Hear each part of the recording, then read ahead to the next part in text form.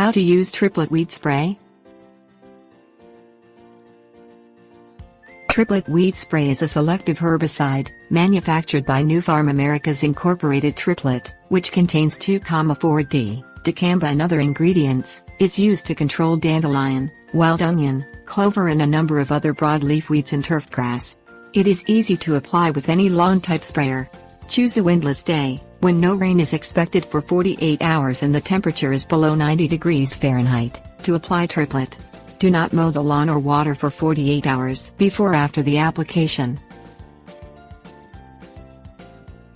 Things you'll need: lawn sprayer. Fill the sprayer with the recommended amount of triplet and water. Calibrate the nozzle to emit a coarse spray.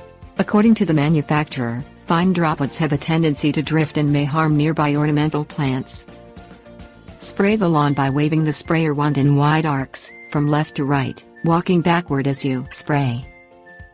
Wait 4 weeks after application to reseed. Tips: warnings. Read the label instructions carefully.